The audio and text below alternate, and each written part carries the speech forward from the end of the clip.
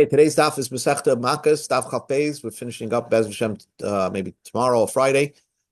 Just going back, and the Mishnah is talking about. It's almost like a puzzle of a Mishnah.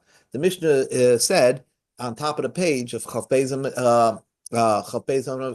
Chaf Aleph and Beis. The Mishnah said it's possible that a person could plow one furrow in a field.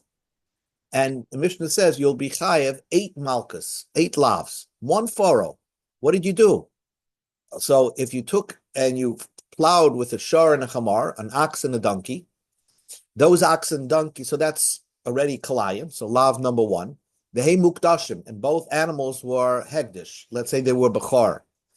So that's, each animal you get another lav, so that's 3. And then let's say, as you were furrowing, dirt pops out of the ground and covers seeds that are colliding with each other. So basically, you're planting, in addition, at the same time you're plowing, you're planting klayim. So that's lav number 4. And you did this bashvias on Shemitah, lav number 5. And it was on Yom Tiv. Now, remember, Yom Tiv, if you violate the Yom Tiv, you don't get Misa, you get just Malkus, as opposed to Shabbos, the Skila. So that's lav number 6. And it happened to be in a Beis HaTumah. You were plowing the field, this one row in a cemetery, and you're a Kohen, and you're a Nazir. So with one Isser, you get 8 Malkus. That was the exercise, the mental exercise that the Mishnah did. So now let's go to the bottom of the page and let's begin. Amalei Ula Rav Nachman. So Ula says to Rav Nachman, here's a question. V'lilkei nami, let you get malchus mishum zereya beyantiv. Why do you get only one malchus? Because you're plowing on yantiv. You said that at the same time that you're plowing, you're planting klayim. So really on yantiv, you're doing 2 averas. 1, plowing, and number 2, you're planting. So why do we count yantiv as just one problem, one malchus? Amalei, so Rav Nachman answered, Ula, Tana Vishir, the Tana left out, he could have, added to the number. He just said 8, but yeah, you're right, it could be 9. Amalei, so Rav Nachman, Rav Ula was not so happy with this answer.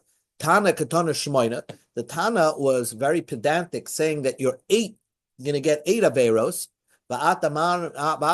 and you're saying Tana Vishir, that the Tana left out one. The Tana said 8, so there's 8. So what's the problem? Why didn't he mention that you're also planting on Yontif? Rava said, Yesh chilik malachas b'Shabbos ve'en chilik malachas b'Yontif. Very important point. If a person was warned, right, and let's say he was warned, don't do malacha, and he did 2 av malachas on Shabbos, and so Yechayev, he gets 2 averas. Or he did 2, let's say a person did 2 av malachas by mistake. You have to bring 2 karbonas. However, on Yom Tiv, we don't count it as 2. We count it only as 1. We don't divide up the malachas on Yom Tiv. So true, he did an avera of charisha, but that's, he violated the Yom Tiv. We don't look at it as he violated the Yom Tiv with 2 separate averas. Only on Shabbos, we separated it out, but not on Yontif. That was Ruava's teretz, and that's why Yontif is only counted as 1 avera. Amalei adetehei. So Ula said that's a very nice teretz. I like what you said, Rava. Abaya says the ein chilik malachas b'Yontif. If you violate Yontif, right? If you violate the Yontif, we don't separate it out for each malacha that you're doing on Yontif. V'atznan, let's find that the Mishnah says like this. Oh, it's a brisa. Hamavashel gid b'cholav b'yantiv. A guy took the gid hanasha, that sainu, that's also to eat, and he dipped it into milk and cooked it. On yontif, v'acholoi, and he ate it. So he ate the milk, this gid hanasha that was cooked in milk, that was cooked on yontif, and ate it. Loike chomish, the brisa says you get 5. You get 5 malchus for that. What did you do wrong? Loike mishum, you just eat. You made yourself something to eat. Loike mishum eichel gid. You get malchus because you're eating the gid anasha. The loike mishum mevashel b'yantiv. You get malchus because you're cooking on yantiv. Shaloi l'tzoyrech. You're not that something that you can't normally eat. So we go like Beishamai, that you're not allowed to cook if it's not necessary. Cooking is mutar yontiv only if you're going to eat it or it's necessary. Not if it's not necessary or you can't eat it. And you're like you get malchus because you're cooking meat and milk. You're cooking the gid in milk, and then when you eat it, you're eating milk and meat together. So it's gid on nasha. Cooking, remember, cooking bishul basar b'chalav is also even to cook it. You're not allowed to cook the milk and the meat. Plus, you're not allowed to eat it. And v'loike, you're going to get malchus mushum havara because of you started a fire. How did you cook? You had to start the fire on yontiv. Now, notice that the Brisa counted two averis that you're getting on yontiv. You're going to get a double malchus. One for starting a fire in yontiv, and number two, you're going to get malchus because you're cooking on yontiv, so not necessary. Then Isa, if it's true what you're saying, you shouldn't be liable for starting the fire if you're already giving him malchus for the bishul, because you're giving him malchus because of the cooking on yontiv. And you told me when someone violates the yontiv twice, right? He's only going to get one malchus for violating yontiv. And says the Gemara, you're right. Apik havara, you take out the malchus that he's going to get for starting a fire because he's already getting a malchus because he's cooking on yontiv. The ayel gid hanasha shel nevela. The point is that he ate the gid hanasha, but it was of a nevela, of an unslaughtered animal. So now he made three averis with eating it. Number one, it's a gid hanasha. Number two, it's basar b'chalav. And number three, it was actually the gid of an avela. So you get three averas. And then you get the avera of cooking bishalakim, cooking basar b'chalav, and cooking on yontif. So you have five. Says the Gemara of Atani Reb Chia, but Reb Chia taught us loikish time al chilasai v'sholosh al bishulais. Reb Chia says that the order of the Mishnah is that you're getting two malchus because of eating and three because of cooking.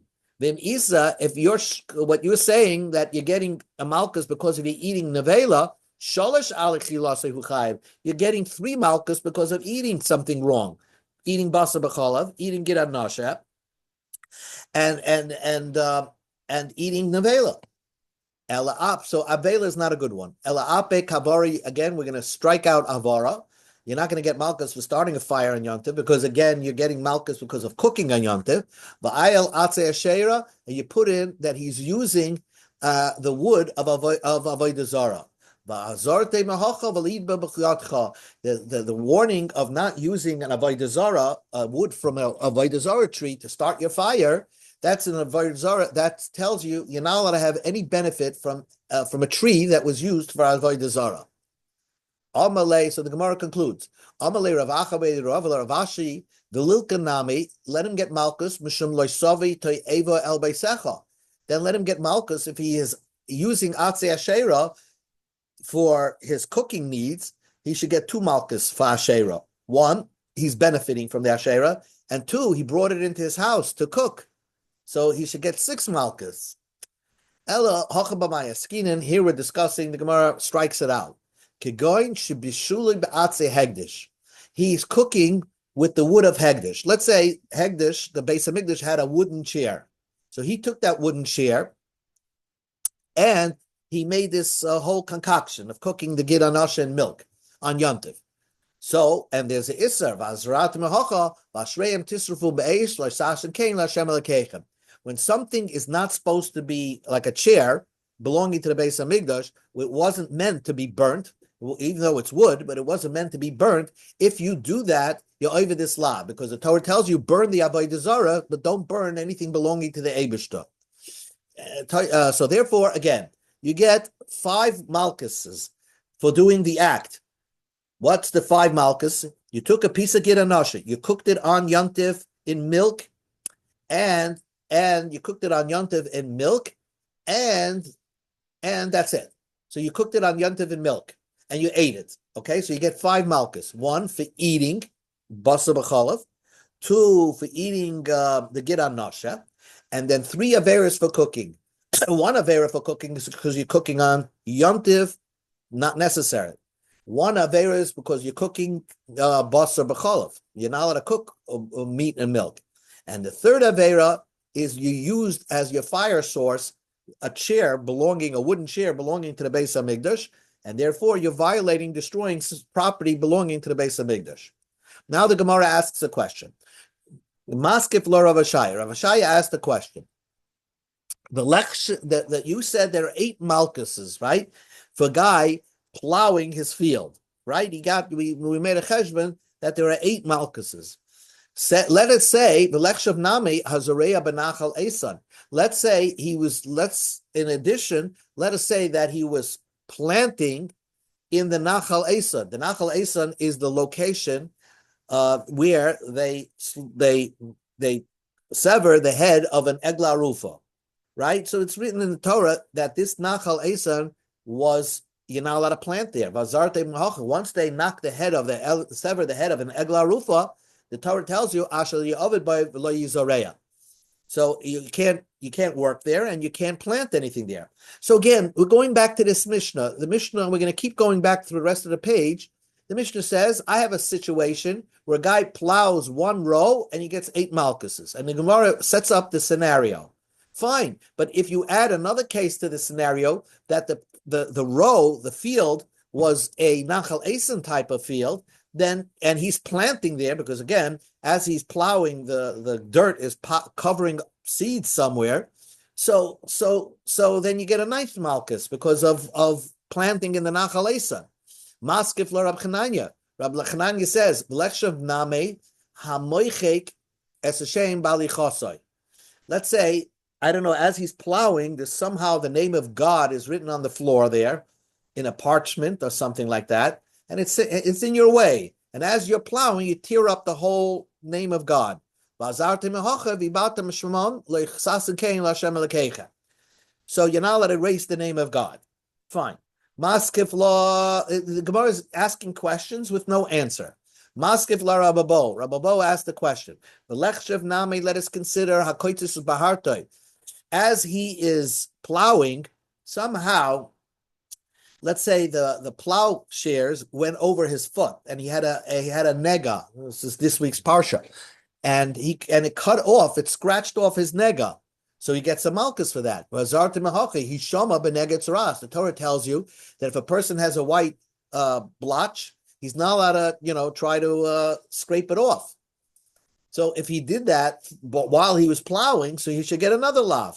Again, the Gemara is saying, you told me that there's only way, your riddle, so to speak, has flaws in it. Maskiv lo Baya. Baya says, I have another flaw. Let's say he's a Kohen Gadol. Here's a picture of a Kohen Gadol. And as he's plowing, he's using the 8 garments, and somehow the choshen, which is the breastplate, gets dislocated from the apron. And you get a malchus for that. V'nechsav name hamaziach choshen ma'aleif, if you remove the choshen, the breastplate, from the apron, or v'hamesa ba'di arim v'azartem mehachi v'layisru v'layisach. You could have another scenario that the wood that he's using for the plow is coming from the arim, and you just remove the 2 sticks, the 2 poles that are supposed to be connected to the arim, or you're not supposed to remove the choshen, the breastplate, from the apron. Maskif lo Ravashi. Ravashi asked the question. Let's say he's plowing again with avodah zarah wood, and you're not allowed to benefit from avodah zarah wood. There's a lav there. Maskif lo Ravina. Ravina asked the question. Let's say he's plowing, and as he plowing, he knocked over a healthy fruit tree. You're not allowed to cut down a fruit tree. Amalei Rab Zera said to Mani, "V'lekshav nami, let us count. Kegoin the Amar Shvua Shaloi Echresh b'Yontiv. If a guy said, I swear I'm not going to plow on Yontiv. Oh, so there's a 9th lav. Why? Because if he's plowing and it's Yontiv, he's going to violate the oath. Answers the Gemara, Hassam over there. That's not a violation. Like a chala shvua. You can't make a swear that you're not going to plow on Yontiv. Mushba va'omin mahar Sinaihu. You have a oath taken on Har Sinai that you're going to keep the Torah. So you can't say, I'm going to swear I'm not going to work on Yontiv. That's you already have a shvua that you're going to keep the Torah. So how could you make another oath on top of what's already written in the Torah? So it doesn't take effect. So the Gemara says, I can make it take effect. Amalei, let's say if a man says, a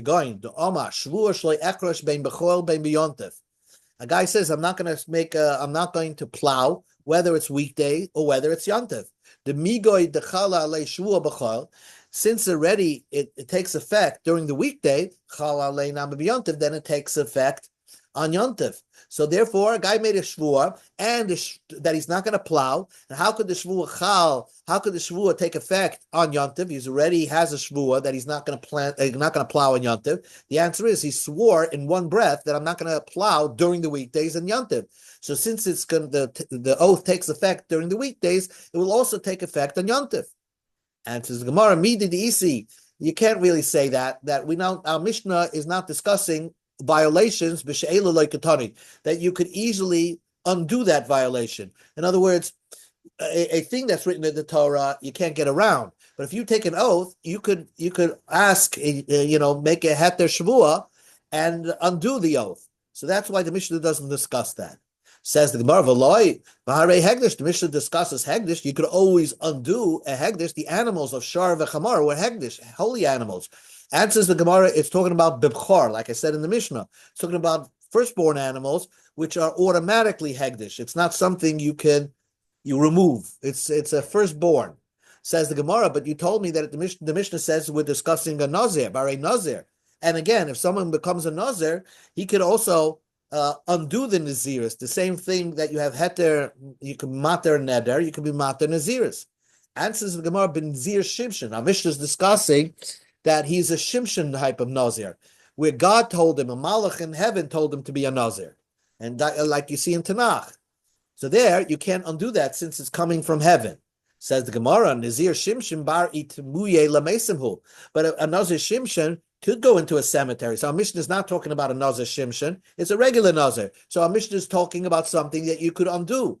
So if it's talking about a Nazir, so let me give you another case that it could be talking about. Guy made an oath that I'm not going to plow, whether during the weekdays and when they're in Yontif. And since the violation oath would take effect on the weekdays, it will also take effect on the Yontif.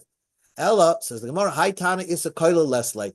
Our Tana holds that even if you made a shvua this way, shloi echush ben bechol ben beyontiv, it would not take effect. Again, all these questions remain unresolved that we asked before. How come the Tana didn't add this and Tana didn't add this? I guess it was sometimes you find the Mishnayos that will give you like a riddle in order to sharpen your mind. But and there are many other additions that the Mishnah could have added to add on to the lav of the person that's plowing one row. Amar Rab Shire, new Gemara, Hamarbia sharp psule migdashim like a guy, let's say you have a shlamim, and you didn't bring it onto the mizbeach, it got a mum, so you redeemed it because you can't bring a blemished animal onto the mizbeach. That animal, even though it's chulin, but you're still not allowed to work with the animal, and you're not allowed to share the animal. So that's called giza and avoida. So you can't work the animal. So a guy mates that animal, let's say it's a shar, and he mates it with another shar, with a female shar, a para. So you get two malchus. One, because you're mating the animal, you're forcing it to work, so you get a malchus for that. Plus, when you mate an animal to another psuli hamikdashim animal, let's say a female that's also psuli hamikdashim, that's kalayim. Now, the Gemara is mechadish over here that normally you think of kalayim as two different animals. One is an ox and one's a donkey. But here, the Gemara, Rabbi Shaya teaches us a din that if an animal is quasi-hegdish, it's half hegdish, half chulin, to another half hegdish, half chulin type of animal, if you mate them together, that's kalayim. Amar Rabbi Yitzchak, hamanim b'shar p'sulim midashim, if you just have one animal that leads the plowshares, right? Like you get malchus because you're plowing with the Kalayim animals, but you're using only one animal. Shari guf echadu, it's one body, but vasoa kosov kishnei guf, and the Torah considers it like two separate bodies. So you have one animal. That's a good riddle. How do you have one animal, and if someone leads that animal and lets it plow, yechaya because of Kalayim?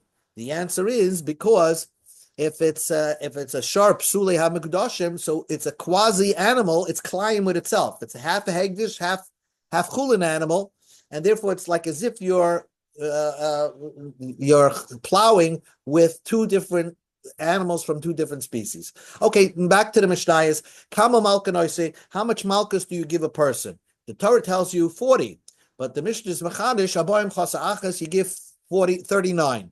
Shnema b'mispar abayim. Meaning shu samach la'abayim. We darshan that it's around the number of 40, which is the closest number to 40 is 39. Rabbi Yehuda Rabbi Yehuda argues, he says you get 40, directly 40. The Heichenu Laikas Yisera. Where do you get the extra malchus? Because the other malchus, it's divided into three parts, three different locations on the body. But according to Rabbi Yehuda, there's an extra one, the 40th one. Where do you give that whack? Bank safe, you give it between the shoulder blades. The Mishnah says that when you estimate that a person gets malchus, so let's say he can't get the 39, so you give him less, but you always do it by a number divisible by 3. So it has to be a number divisible by 3. That's very important. We're going to see more about that in the next Mishnah. Let's say they estimated that this guy is a healthy guy. He could have gotten the 39 malchus. And they started giving him, let's say, after 20. And then they stopped. We go to Amid Beis. They realized that, hey, this guy can't take 40 malchus. Potter. So he's potter. They stopped the malchus right then and there. Amdu lekabel shmoida esrei. They estimated him that to be mekabel 18. Umishalaka amdu shel yachol lekabel aboim. They realized that this guy could get 40. I mean, so but he already got his malchus, and then they see he gets off the thing. He was only getting 18, and he got away. And then once he's off that bench, we don't call him back and say, oh, you could get more. Now, my timer, why do we give him 39? So the Gemara says, if the Torah would have told you 40 exactly, you get exactly 40. It's the closest number to 40, which is 39. You have that same idea by Tzvir Soimer. Torah tells you, Tisperu Chamishin Yom. But of course, it's the number which you count up until the number where the next number will be 50, but you're counting only 49. Rava says, you see how people are so silly. Why are people so silly? In Rava's time, the Kaimi Mekame Sefer Torah, there are a lot of people that get up, they see a Sefer Torah, they get up. But when they see a Torah student, they don't get up for him. And the truth is, you can't read the Torah without the Torah students. Dealing with Sefer Torah, and the Sefer Torah is written 40. And so Malchus, the rabbis told you that it meant 39. So you don't get headway without the rabbis teaching you the Torah. Let's just do another 2 minutes. Rabbi Yehuda Oima Aboim Shleimus. Rabbi Yitzchak, my Talmud Rabbi Yehuda. What is the reason of Rabbi Yehuda? Why do you get 40? Because Rabbi Yehuda has a pasuk. So there's a pasuk in Zechariah which implies that there was an extra whack that the Eibishter would give. And Rabbanan interpret that pasuk as ahu b'tinoike shel beis rabban who exists. That's not the gods giving that whack. That's talking about the teachers of the young students who are permitted to give a whack. So they are the ones that pasuk's talking about, and they're doing it out of a concern for the child. Okay. Anyway, remember that there's machlekes between Rabbi Yehuda who says it's 40, and the Rabbanan said no, it was 39. Last piece of Gemara.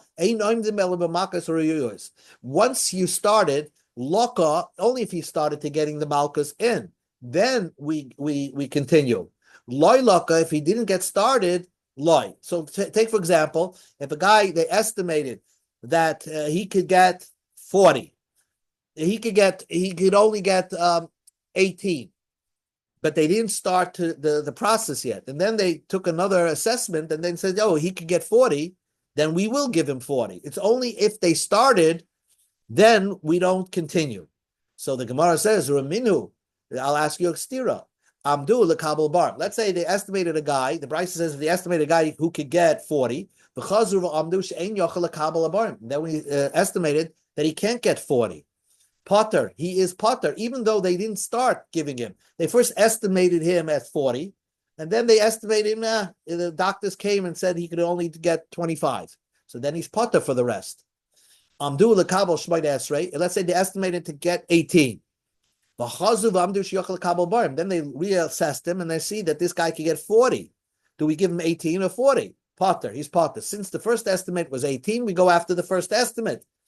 And so it doesn't matter if they started the Malchus or didn't start the Malchus. In our Mishnah, it says the only difference is that you started the Malchus. So we're going to conclude. Amar Rav Sheshes explained, Loi Kasha, it's not a difficulty. Ha, the Amdu Liyaimi. Our Mishnah is talking about they made the estimation that day that they're giving him the Malchus. And therefore, if they make another estimation on that day, we can assume we follow the second estimation. That must be the real one. And the first one was an error, because a person doesn't change so much in one day. So because of that, therefore, it depends. If the guy got the Malchus, then once he got the Malchus, okay, then that's he was already in this baza bebezdin. He got embarrassed in bezdin, so we exempt him going further. But if he didn't get the Malchus, then we always assume that the first estimation was wrong. Here, the Rice is talking about they estimated him for the given Malchus in another future day, and when they get to that future day, they made another estimation. So then you go after the what the easier estimation is, because each estimation is accurate. So whichever one was the easier one, that's the one that's going to be, we're going to assume that, because again, he had to go through, when they estimate a guy, they ask him to take off his shirt. They want to see what he's made of so he can get the Malchus. Okay, we'll stop over here. I just want to say